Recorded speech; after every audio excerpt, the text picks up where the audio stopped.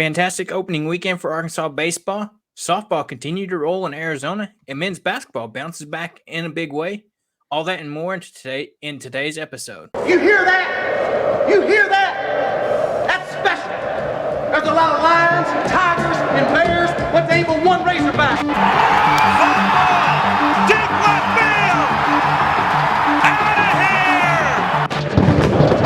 All I want you to do tonight is play your best. Don't worry about making a mistake. You can make a mistake, let it fine as long as you're going 100 miles an hour. Welcome into episode 66 of the Woo Pig Weekly Podcast, your weekly source for all things Arkansas Razorbacks. As you know, episode 66 is brought to you by Home Field. Go check them out. Home Premium Vintage Collegiate Apparel, fantastic Arkansas gear, variety sports, and all caps will get you 15% off that first order. And we got a jam-packed show, and we'll just dive right in with Arkansas basketball. As you look at it, Arkansas took on Tennessee at home last week. You know, we mentioned big things in the turnaround tonight, actually. But that wasn't the case then. You know, Arkansas lost 92-63. You know, this is one of those games where there's not much to talk about here. You know, your leading scorer, Tremont Mark, had 12 points.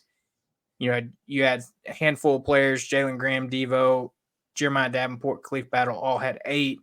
Leading rebounders, Graham with 7, Minifield with 4. Shooting percentage, Arkansas didn't shoot terrible in this game. It's just Tennessee came out and just did a lot better, frankly. We shot 37.9% from the field, going 22 of 58, 34.8% from the three-point line, going 8 of 23, and 73.3% from the free throw line, going 11 of 15. So not much to take from this one from my point of view. Anything from you, Seth? No, I think this was a game where you could see we were a little bit outmatched. There's a reason Tennessee was number 5 in the country at the time. They've had a tremendous year. They've got a couple of really good players, Dalton Knecht being the main one. He definitely is a special generational type talent, and I think we were just a little bit outmatched by them. Had some careless turnover issues, which we've had off and on all year, but this was just a bad matchup for us, one that it never really got off the ground. So definitely one of those type of games that we've talked about for the women's ball team, for example, last week, that you just kind of got to flush it and forget it. Yeah, that's so true. And you jump over Arkansas after that terrible loss, goes on the road and fights hard against Mississippi State. They lost a close game here, 71-67. You know, me and you were both at the baseball game, and we'll hit that later, but didn't get to keep much tabs on this game. But it seems like this team came back out with a little bit more fight than in that Tennessee game after getting blown out by 29 points. You know, probably left a bad taste in their mouth, but they came out. Mekhi Mitchell, your leading scorer, with 21 points. Khalif Battle with 18. Devo and Ellis with 8 each. Leading rebounders in that game, Mekhi Mitchell with 9. Chandler Lawson with 6. Davenport with 5. Shooting-wise, another decent shooting night, except for, the three-point line for this team. 45.5% from the field, going 25 of 55. Only 17.6% from the three-point range, going 3 of 17. And then 73.7% from the line, going 14 of 19. You know, this was a game where Mississippi State is easily one of the worst free throw shooting teams in the SEC, and that's what helped us keep this game close. But ultimately, in the end, this team came up short, but seemed to show a little bit more fight in this game. Yeah, I thought we did a little bit better job on the glass here. Just kind of going back and looking at some of the stats and some of the highlights. Got a couple of second chance buckets, but just didn't hit enough threes. We had a couple of good looks that just didn't go in. If you hit a few more of those, this game's an even more different story than it was. But to your point, I thought we played fairly well defensively. From what I saw, holding them to 71 points isn't just terrible. It could be better, but kind of looking at the beginning of the way our season went, this was an improvement, in my opinion, defensively. So that was nice to see, and obviously the effort was there a good bit more. And then Mekhi Mitchell, he's kind of been a bright spot the second half of this season. He has really developed his pick and roll game. He was always pretty solid at it, but I think the team as a whole is figuring out how to get him the ball in some of those scenarios. So he's had some decent games, even in some of these losses. You can look kind of back even further than the Tennessee loss, and he's had some decent games even back then. But he's definitely been one to watch, kind of been a little bit of a bright spot that I think the team's rallied behind a little bit and done a pretty good job utilizing his offense to kind of let the rest of our offensive pieces fit around him. and it's actually finally given us a little bit of an identity. And we were missing that the first half of the year. So that's been a good thing to see. Unfortunately, didn't result in a win in this game, but definitely an improvement. Yeah, that's true. I love to see the development by him and how he's taking that next step forward. Unfortunately for this team, it comes a little bit too late as far as when you really need that. He stepped up when really nobody else was. You had Tremont Mark that was your consistent guy, but behind him, you didn't really have a good number two option or really an inside present, especially after the Brazil injury, which he was even struggling before that. But it's one of those things where you can have if and buts, and if this guy would have done this, and like if Makai Mitchell would have played better earlier in the season, maybe we would have been in a better spot. You can't look at it like that. But you love to see the success he's having right now. And we'll dive into tonight's win over A&M on the road in a minute, but we'll hit Arkansas women's basketball as they had a bounce back game of their own. They got the week off after a tough road loss against Tennessee. Come home, get to recalibrate, get set back into a good mindset. Took on a Missouri team that they already beat once on the road. Missouri comes to Bud Walton. Arkansas takes care of business 75-68. Leading scorers, Miriam Dowd with 18, Samara Spencer, Michaela Daniels with 14 each, and then Sailor Poffenbarger with 13. On the rebounding side, Sailor Poffenbarger leading everybody with 11. So she gets herself another double-double. That seems to be, her strong suit this season. And, just that year two leap development for her. Michaela Daniels with 6 rebounds, Miriam Dowd and Samara Spencer with 5 as well. Shooting wise, Arkansas came out and shot the ball pretty well in this game, going 47.5% from the field, going 28 of 59, 35% from the 3-point range, going 7 of 20, and 70.6% from the free throw line, going 12 of 17. So, this was a game that I think from the pattern we'd seen from this team all year, we expected this team to come out, get back on track, get focused on, and they're still very much a bubble team. They got a few more big games coming up in the next few weeks that if they can get some wins there, they can set themselves up to potentially make a tournament run here. Yeah, no doubt. I think this is a big win to try to help provide some of that momentum. Obviously, some of the big names getting involved in scoring. We had quite a bit of scoring spread around, which was very nice to see. It seemed like we continued the trend that we found, I guess you could say, whenever the Talia Scott injury happened. You had a lot more people step up, and they're continuing that, which is a good thing, and it couldn't come at a better time than obviously Salem Poffenbarger being your workhorse on getting boards and getting you some extra possessions and things. That's been critical for us. And then to me, it seems like, obviously if we shoot the 3 ball fairly well, that helps. But then if we're able to kind of balance that and get to the line 15 plus times, or for 15 plus shots, I guess I should say. It seems like that's been the recipe for success for this team. That's kind of one trend I've noticed over these last few games. There's been some games where we've only, taken 7, 8, 9 free throw attempts, and those very often have resulted in the losses for us because we just weren't able to get down low, get any opposing players into foul trouble, things of that nature. And whenever we've been able to kind of have that metric of a 15 plus shot attempt plus a 30% plus on the 3 points, we've had really good success there, kind of having a balanced attack like that. So this was a good bounce back win, in my opinion. Couldn't come at a better time. Like you said, hopefully can give us a little bit of momentum on these last few games going into the tournament selection. Yeah, that's true. And I'm willing to bet if you broke down these statistics and the games we win compared to the games we lost, you look at the losses, we probably shoot very low 3-point percentage. And like you said, very few free throws in those games. And that's really Arkansas's bread and butter. If they can hit on their 3-pointers and get to the line and make at least, 70 or higher percentage from those free throws, they're most likely going to win the game. And so that's something that, I think as the season's gone on, they've figured out ways to improve that. And like we said, get other key players involved and, not rely on just one person to get things done. So fantastic for them. They'll get back at it this week with some more key matchups, and we'll hit those in a minute.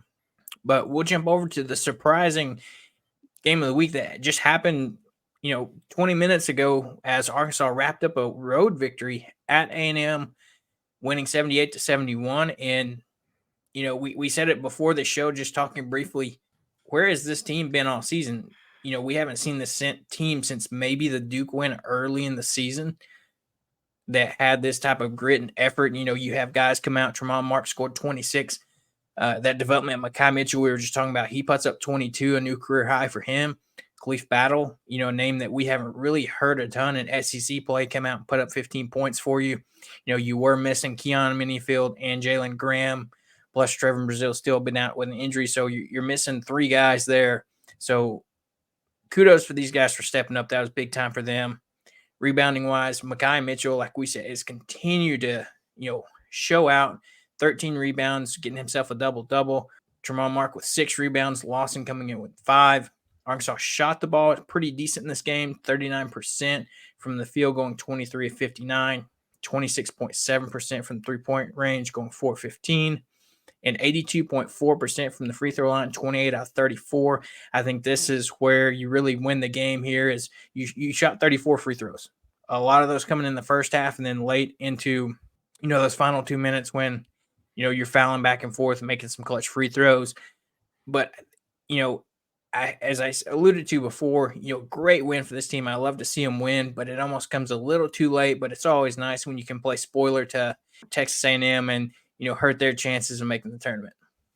Yeah, no doubt. This was such a fun game. It was refreshing to see the effort, the intensity, just for loose balls, for rebounds. I know Davenport's name's not on here as far as on the stat sheet, but he had a lot of valuable minutes tonight, getting extra possessions on a couple of offensive rebounds, a couple of loose balls, some steals, things like that. It just seemed like he was all over the floor tonight.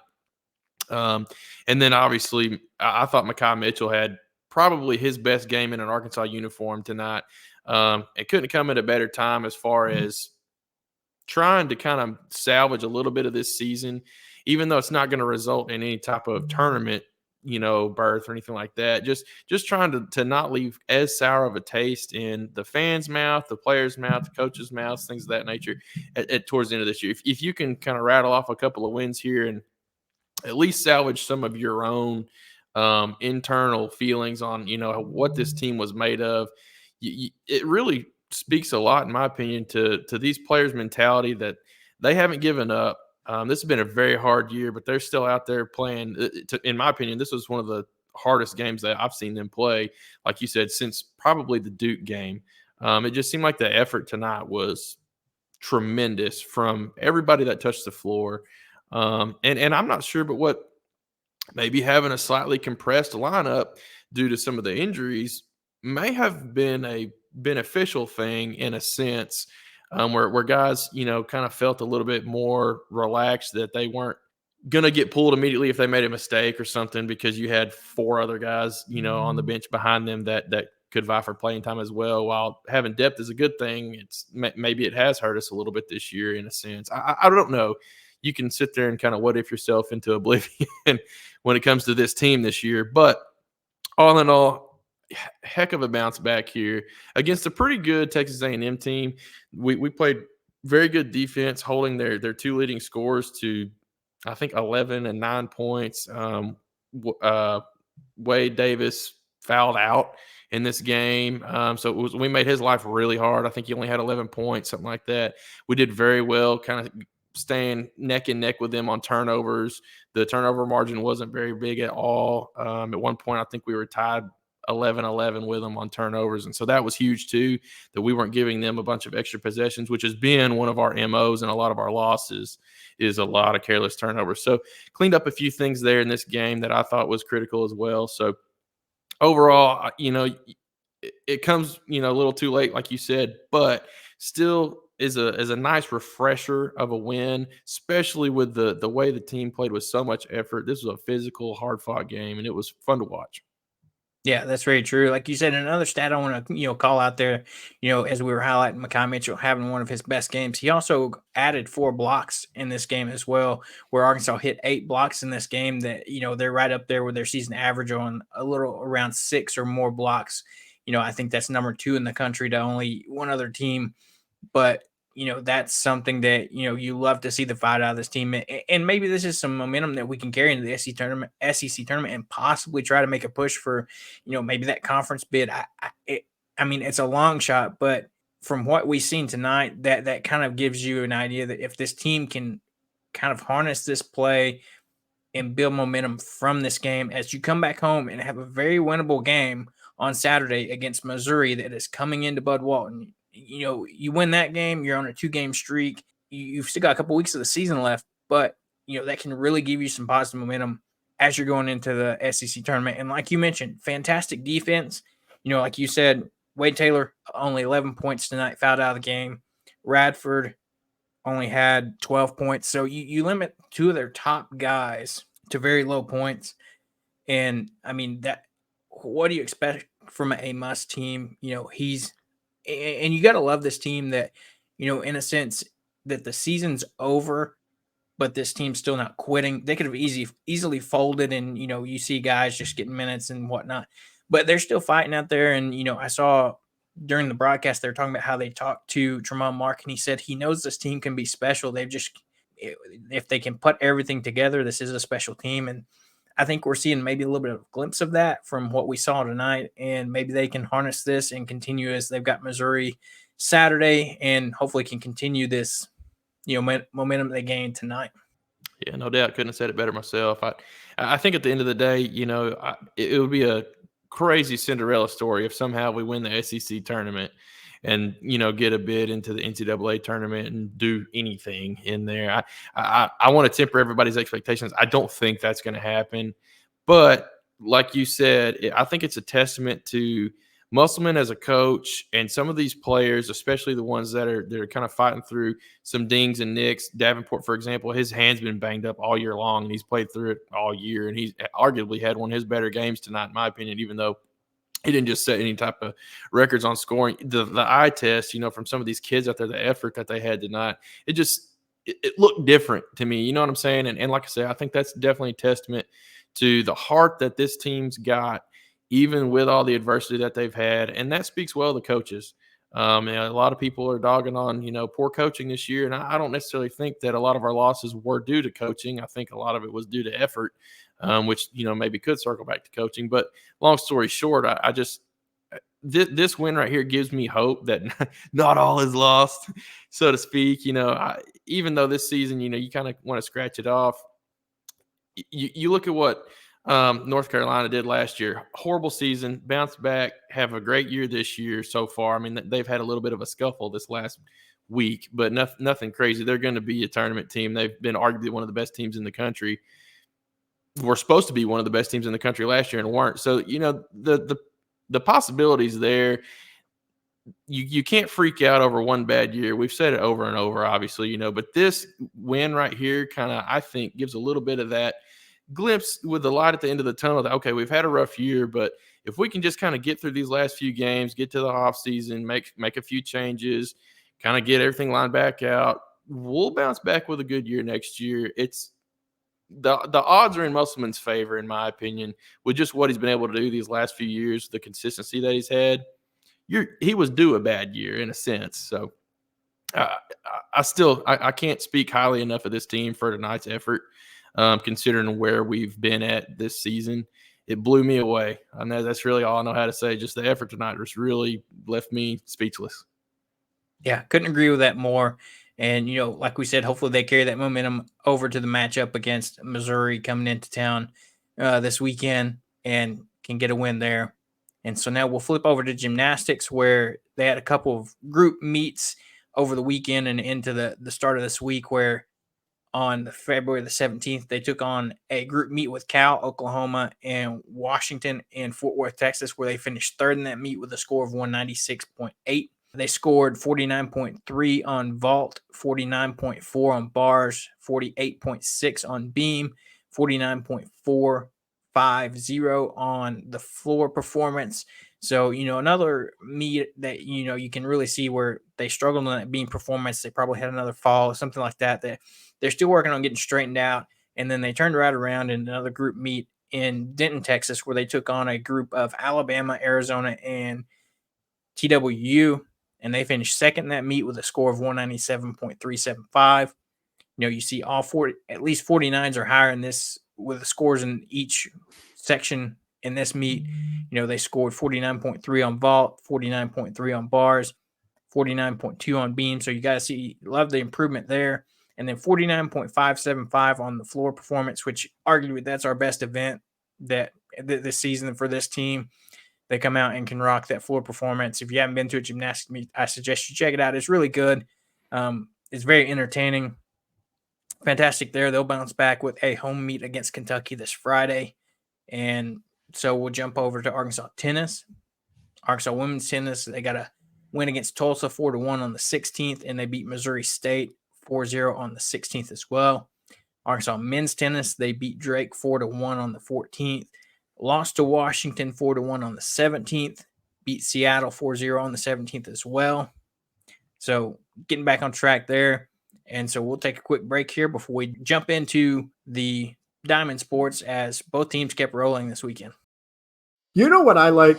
I like to be comfortable. I also love representing my favorite sports teams. And in the Clutch, I am able to have the best of both worlds. In the Clutch Apparel is your one-stop shop for all things sports. They have officially licensed gear from all your favorite teams and players from the NHL, MLB, NFL, and more. They have sports classic tees from yesteryear and beyond.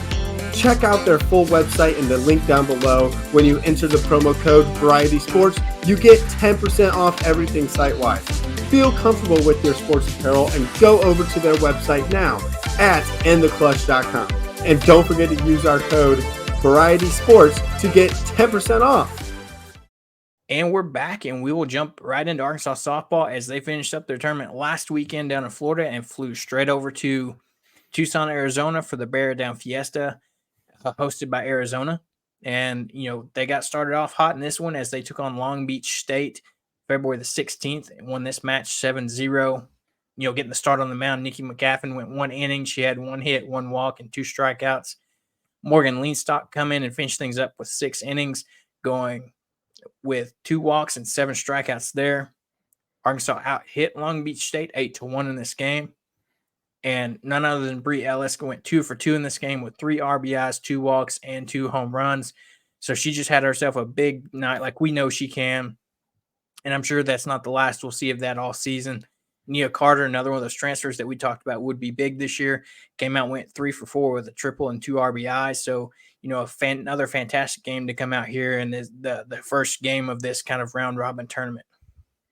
Yeah, the offense is explosive, and then obviously being able to hold a team to a shutout, that's a testament to your pitching. We're deep. I think we're deeper than we've been in a while, kind of in the circle. So it's fun to see a couple of fresh names out there be able to pick up a shutout.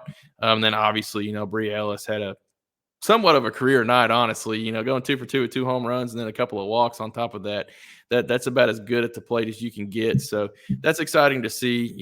They'll be able to carry a lot of this momentum on throughout. Obviously, this round-robin tournament, we did fairly well in it. We'll cover some more of these games in a minute. But overall, this team's shaping up to be really fun. Yeah, couldn't agree more.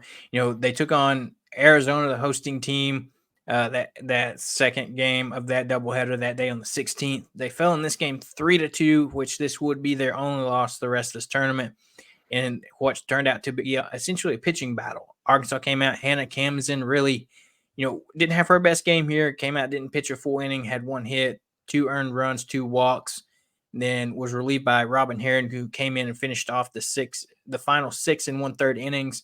Allowed 2 hits, 1 earned run, 1 walk, 7 strikeouts. So came in, kind of limited them to only 1 more run, which ultimately was the deciding run there.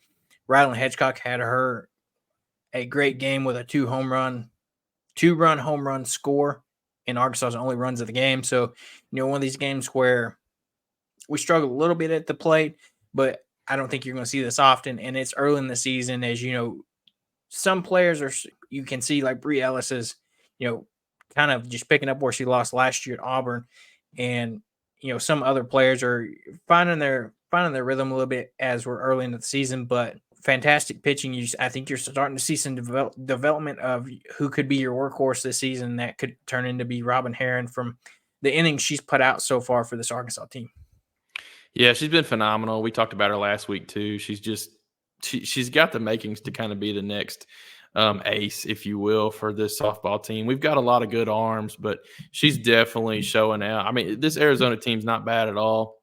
It's a tough loss here, but you were in a position to win this game, throughout the entirety of it, and that's all you can ask for in baseball and softball games is keep games close, give yourself as many opportunities as possible to plate runs. Sometimes it happens and you win games, and sometimes you fall short. You hit a couple of hard outs straight to the center fielder, things like that. That any other time, if you hit those in the gap, that's the difference in the game. So every once in a while you lose games like this, especially against tough opponents who also have good pitching as well. So there's some, strategery involved there, but it is good to see us competing in these tough games and have good enough pitching to hold us in these close ones for sure.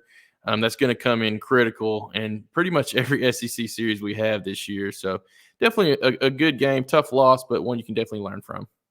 Yeah, just to give you perspective to the first 2 weekends of the season so far, Robin Herron's pitched 27 innings already. So, I think that's a sign that's going to be a big workhorse for us this year. So that's fantastic to see that development. As we mentioned last week, she's only a sophomore. So to see that year 2 development and leap is fantastic. And that's something that I'm not surprised with Coach Courtney Difel at the helm of this Arkansas softball program. And Arkansas went into day 2 of this Bear Down Fiesta, took on Omaha in the first matchup of the doubleheader on that day. Won this game 9-2, where Reese Berlin got the start in the circle here. Went 2 1/3 inning, had 4 hits, 2 runs, 2 strikeouts. Nikki McGaffin came in on relief for 2 1/3 inning, and then Hannah Kamzin came in and finished things off with the final 4 innings and allowed 2 hits. Arkansas in this game had a season high 13 hits, with 2 of those being home runs. 8 Razorbacks in this game had at least 1 hit. You had Reagan Johnson go 3 for 4, scoring a run and 1 RBI. Rylan Hedgecock, 3-run home run. Bree Ellis with a solo shot. Bree Ellis finished the game 2 for 4 with 2 runs scored and an RBI, including that home run. So like we've said, there's no lack of offense or, thereof in this Razorback squad, in this lineup, and, this roster. Yeah, I agree. And I think those 3 names right there that we just listed off have the potential to kind of be the big 3 as far as our main offensive firepower. You've got some other ones kind of scattered around in there. Hannah Gamble's going to be another one. You could almost call it a big 4, but I think Reagan Johnson, Rylan Hedgecock, and Bree Ellis really do have potential to be some heavy hitters scattered throughout this lineup that can get you runs at any given moment with, some other players mixed in there that have a lot of potential that we've seen throughout the years be good. Hannah Gamble being one of them. So it's fun to kind of see how much power is scattered through this lineup. We are deadly from 1 through 9, and that's all you can ask for in a good softball team that needs to be competitive, week in, week out. Talked about it a little bit last week. There's no easy spot in our lineup for opposing pitchers and pitching staffs to get to and be like, okay, once we can get to these 2, 3, 4 hitters, we can get out of a scary inning. That's not going to be the case against us this year, and you're really seeing that. Yeah, couldn't agree more there. And so in a little bit of a revenge game, Arkansas got the sweet revenge in this one as they took on Arizona again and got the win 3-2. Same exact score as the previous game, but Arkansas was on the winning side of this one. And who else coming out and pitching all 7 innings this game? Robin Herron, 5 hits, 2 earned runs, 2 walks, 3 strikeouts. Came out, controlled this game, went the distance here. Couldn't ask better performance than that. Freshman catcher Kennedy Miller, 3 for 3 from the plate. So a freshman coming out and showing up big here. You got to love that. Reagan Johnson, 2 for 4 with a stolen base. Hannah Gamble, a solo shot. Like we just mentioned, any given day, you can have different people step up, and that's just what we're seeing every game here. You're seeing Reagan Johnson's name, Hannah Gamble, a freshman catcher that come in and went 3 for 3 from the plate. That's incredible for a freshman to come in and perform that well. I mean, there's not much else to say besides, we keep saying it over and over. This lineup is going to be a fun one to watch, and this game just, kind of epitomizes what this team can do. Sure, they lost one, but they turned right around and figured out a way to win the next one. Yeah, very true. And then we'll jump over to the final game of the Bear Down Fiesta as Arkansas won this one over Omaha 5-2 on the 18th. Morgan Leanstock came in and got the start here and went all 7 innings, allowing 1 hit, 1 earned run, 3 walks, and 8 strikeouts in this game. Arkansas scored 5 runs on 10 hits. Kylie Halverson had a home run herself. And then you had Reagan Johnson, Hannah Gamble, Rylan Hedgecock, each had 2 hits as well. It's another name that we mentioned in and out that you can't forget about on this team as well. It's Kylie Halverson. She's another one that can go yard anytime when it's needed for this Arkansas team. So Arkansas finishes this tournament at 5-1, and they are 8-2 on the season as they head back to Fayetteville and open up the season with their home opener this Thursday at Bogle as they have Illinois State coming to town, and I'm sure it's going to be packed. Oh yeah, no doubt, dude. It's been fun to watch just the outpouring of fan support and the increase in fans overall that this softball team has been able to attract over the last 4 or 5 years. And that's definitely a testament to the coaching staff. And then some of these players that have come in, transferred in, a couple of the players that have stayed around for extra years, that have enjoyed it so much at the university that they want to play as long as they can. So that's definitely a testament to the culture that's being built. So great start to the year. It's going to be exciting to be back at Bogle and just kind of see what the Bogle Bombers can do this year. So true. I looked it up the other day, and I expect them to be higher this year, but I believe like 4 or 5 of the top 10 highest attendance came from last season for Bogle Park. So I expect that to go up this year with just as this sport continues to grow. This Arkansas team continues to gain traction within the state and all around the country with Arkansas fans and softball lovers alike. So you got to love it. And that gives some positivity to some struggling sports within the Arkansas sports realm.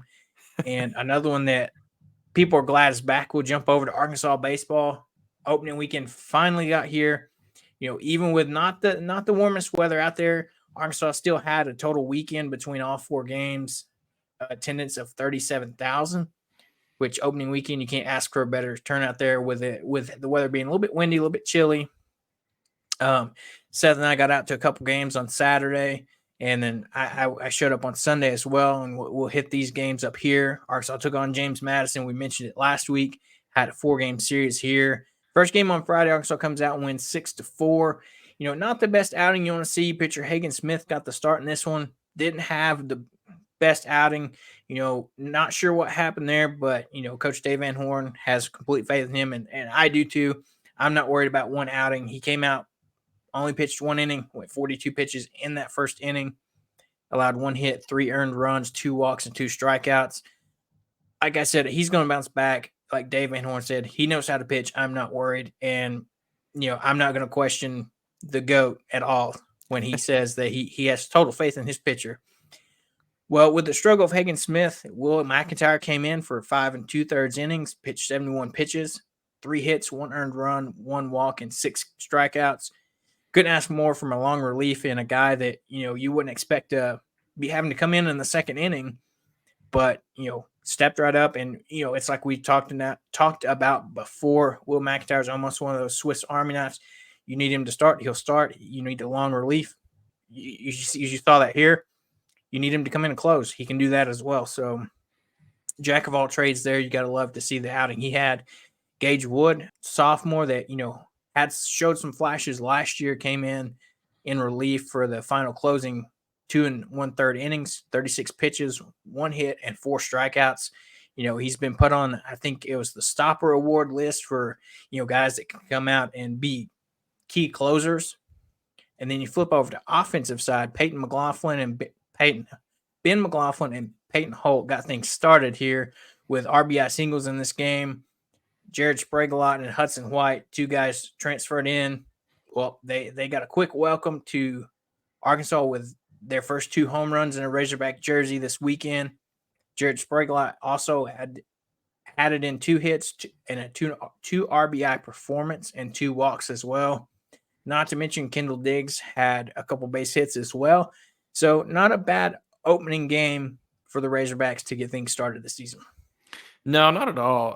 Definitely a lot of fresh faces out there with some of the transfers, and throughout this weekend series, that we rattled out a couple of different guys at a few different positions.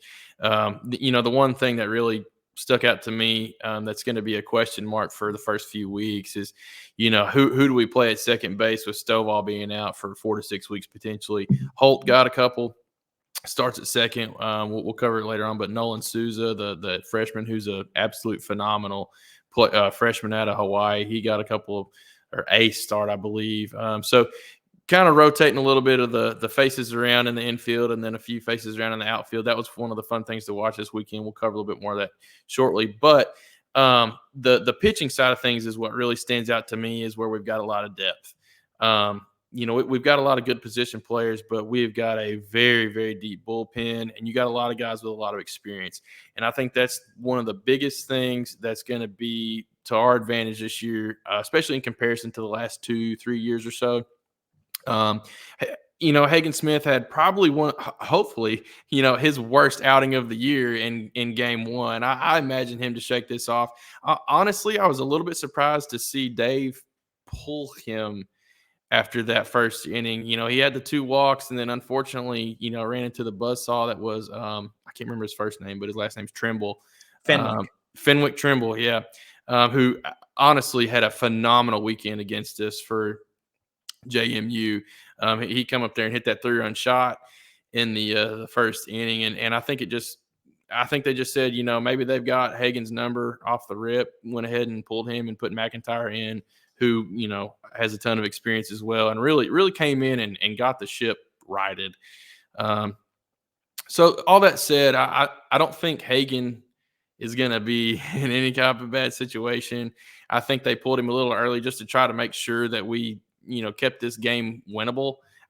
Frankly, I think if they would have left him in, he probably would have found his way out of the pickle that he was in to an extent, and probably put together several good innings. I just think he's that kind of pitcher. But I don't blame Van Horn for going ahead and getting him out of there, getting him out of a tough spot to potentially, try too hard, get himself hurt or something like that. So I agree with the decision there, and obviously rattled off a win because of it due to some very, very phenomenal relief pitching by McIntyre and Gage Wood. So it's great to see that. Have a couple of guys that have been around for a little bit. Gage Wood looks like he's taken a big step to me.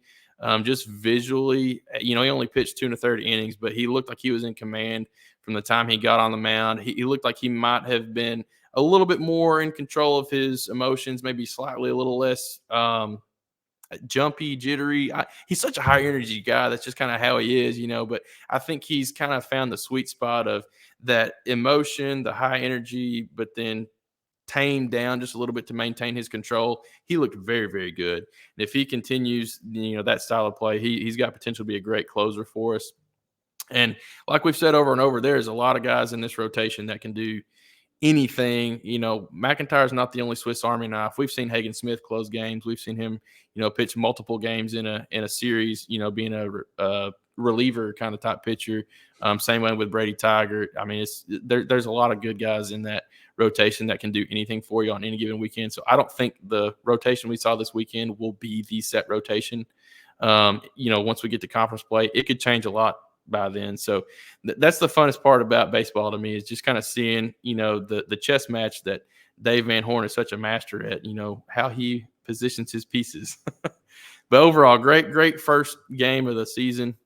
And I think it set the tone for us for the rest of the games in this series. And it was overall really, really fun series. Yeah, very true. As we jump over the second game, this is kind of what more of Arkansas fans expected out of this weekend. This was a game that Seth and I both got to attend on Saturday, where we saw Arkansas win this game 15-5 in 8 innings. Fantastic pitching in this game. Brady Tigert, a guy that was injured a decent chunk of last season, but got healthy, came back this year, and what we assumed is a starting role. But it's like we said, you never know with these guys. He's another one of those guys that could come out in a closer role. It just depends on what kind of Dave Van Horn sees in the matchup with the opponent we're playing. But got the start in this one, went 5 innings, 78 pitches, 2 hits, 1 earned run, 2 walks, and 4 strikeouts. Relief by Parker Coyle. 2 1/3 innings pitched, 24 pitches, 4 hits, 4 earned runs, 1 walk, and 1 strikeout. And then Cody Frank came in for his first appearance of this series, going 2 1/3 innings pitched with 33 pitches and 1 strikeout. Glad to see him back after, Didn't get to see much of him last year before he got injured and had to be out the remainder of the season. But I think he's going to be one of those key pieces you saw in this game and be a key closer for Arkansas this year, or a potentially mid reliever. All these guys have different ways they can contribute in multiple ways that they can. Another guy that I want to talk about that kind of stole the show, Ty Wilmsmeyer, the grad transfer from Missouri, had a career high, his first game as second game as a Razorback.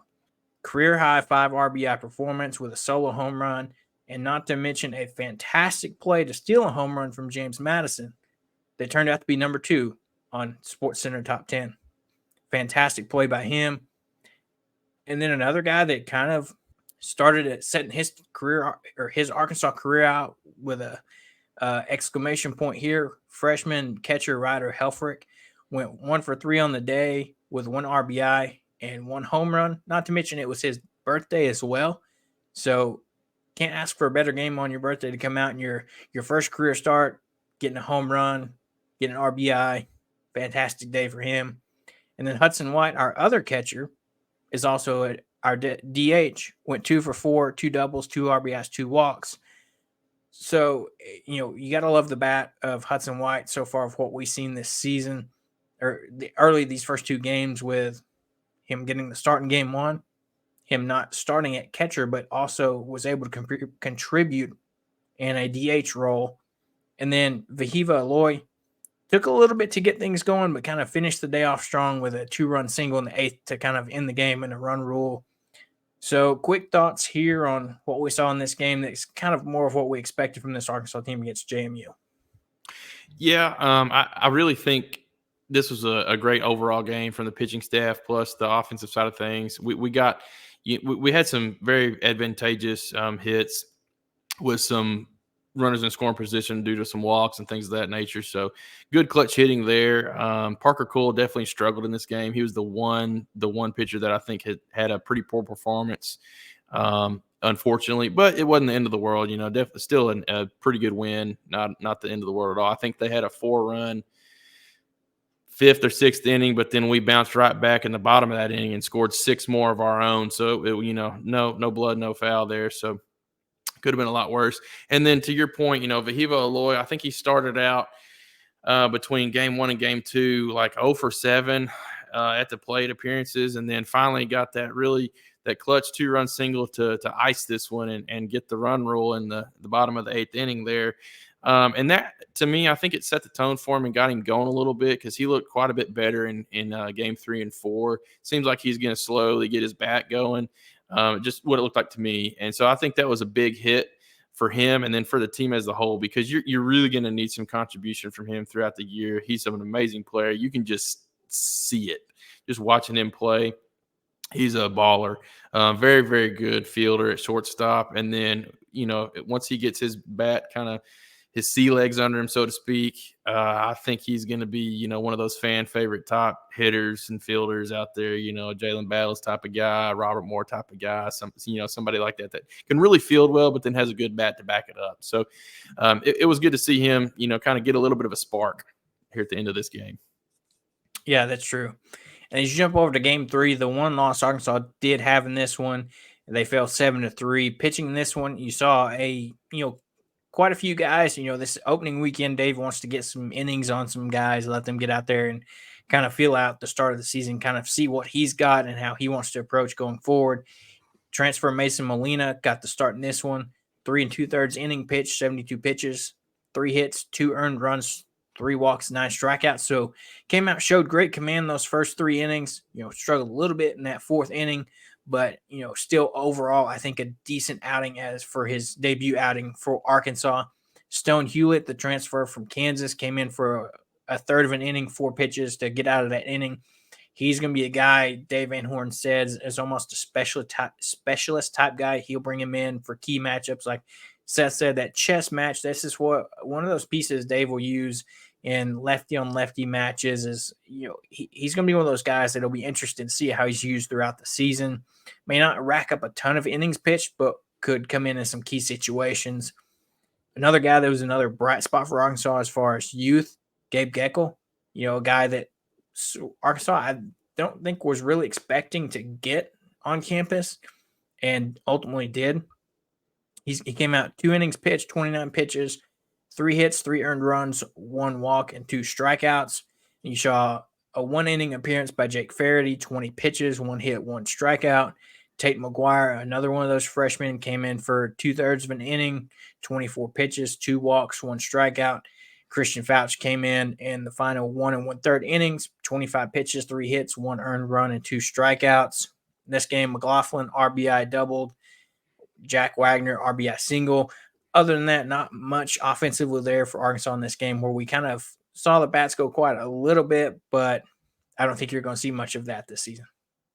Yeah, I don't think so either. This game kind of felt a little funky just in the way the lack of scoring happened. We had, I think, 3 different innings where we had 2-out rallies and got the bases loaded with 2 outs and then failed to get a run.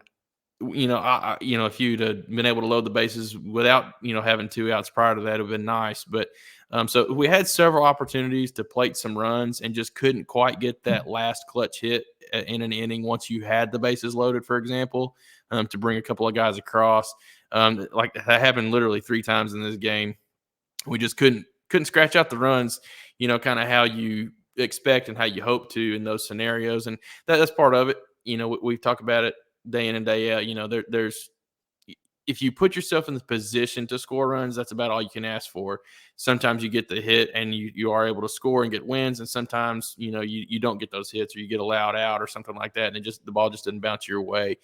What you want is to just have yourself in that position, not just going out there and 3 up, 3 down every single inning and getting blown out, 7-1 or something like that, and not even ever get guys in scoring position. That's when you had a very, very bad game.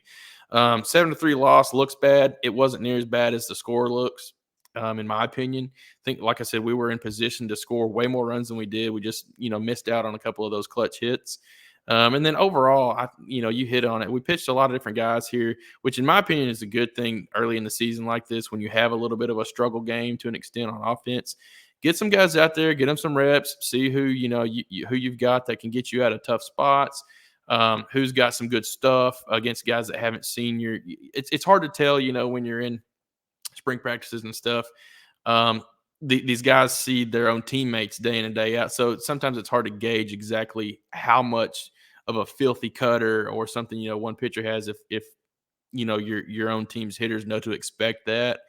So this is definitely a great way to get a little bit of more kind of eye test, so to speak, on where some of your freshmen and younger pitchers are. And I think they did a good job rolling some guys out there and getting them some good work. And I didn't think any one pitcher just looked horrible or anything like that at all, which that's a good thing to see. So overall, tough loss, but a good game from a learning experience and an experience for some of these younger guys. I think that was one of the better things that came out of this game. Yeah, very true. As you jump over to game 4 on Monday, this was actually a fairly quick game, wrapped up in just about 2 hours. So we rolled through this one pretty quickly. Arkansas got the win here 4-0. Pitching wise, another great debut by freshman Colin Fisher. Came out 5 innings, 63 pitches, 3 hits, 4 strikeouts. Cody Frank, another inning of relief here, 16 pitches, 1 strikeout. Will McIntyre was back on the mound this week for his second time in this series. 2 innings pitched here, 26 pitches, 1 hit, 3 strikeouts. And then Stone Hewlett came out and finished things up with 1 inning with 19 pitches, 1 walk, and 1 strikeout. In this game, you had McLaughlin with a 2 RBI single, Jason Jones with an RBI single, and Aloy came out with a big bases-loaded RBI single as well. So, overall, good way to bounce back, finish out the series strong, and clinch the series and, get yourself ready to head down to Arlington this weekend. Yeah, no doubt about it, man. I think the highlight of this one was obviously freshman Colin Fisher. Had an extremely efficient 5 innings, only having to throw 63 pitches to get through 5 innings of work is not bad at all. I mean, that's you think back to last year when Will McIntyre had that complete game. That was that type of efficiency right there. So if he continues that, has a couple of other good matchups, I'd like to see him, see if you can get the freshman a complete game out there, get him close. That's something that the fans really can get behind and root hard for, especially with some of these young guys. Man, that's exciting to see. I thought he couldn't have had a better debut, in my opinion.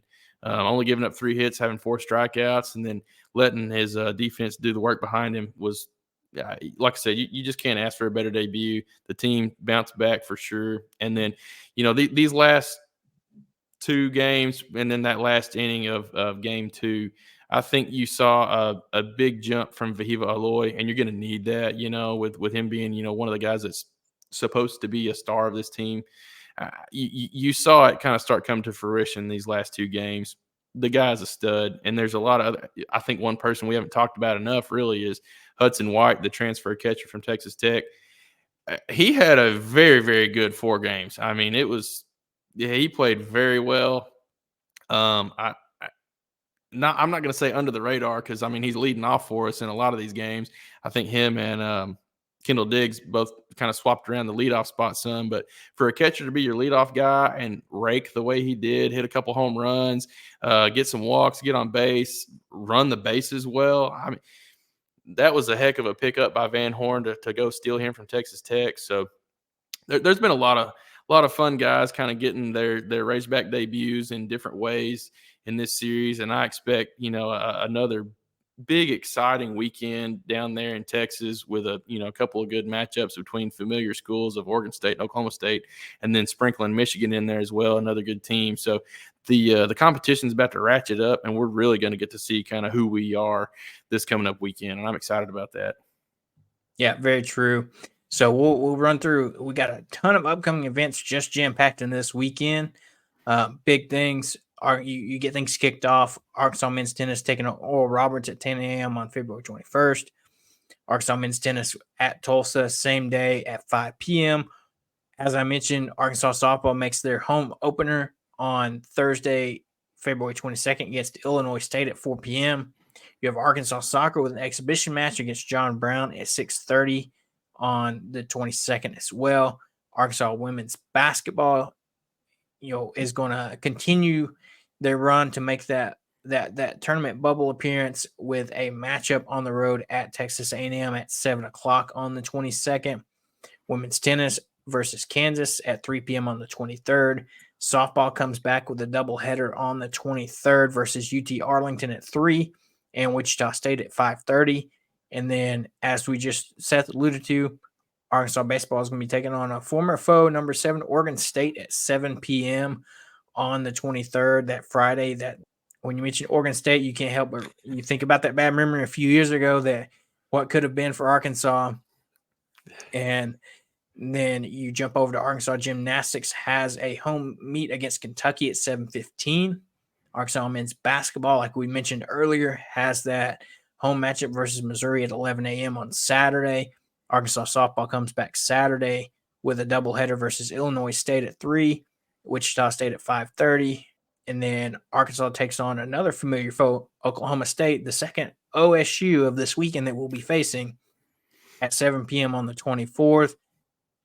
Arkansas softball continues on Sunday against UT Arlington at 12:15. Arkansas baseball finishes up its round robin in Arlington versus Michigan at 1 p.m. And Arkansas women's basketball will take on Vanderbilt at 2 p.m. on the 25th as well. So a lot going on in Arkansas sports world this weekend. You have your fair share of things. If you want to watch baseball, softball, gymnastics, basketball, whatever it may be, go catch something Arkansas. And as we wrap up here, we'll keep you up to date on scores, whatnot, everything Arkansas. So as always, don't forget to like and subscribe to the podcast on YouTube, Apple Podcasts, Spotify. Thank you for listening to today's episode of Woo Pig Weekly, and we'll catch you right back here next week.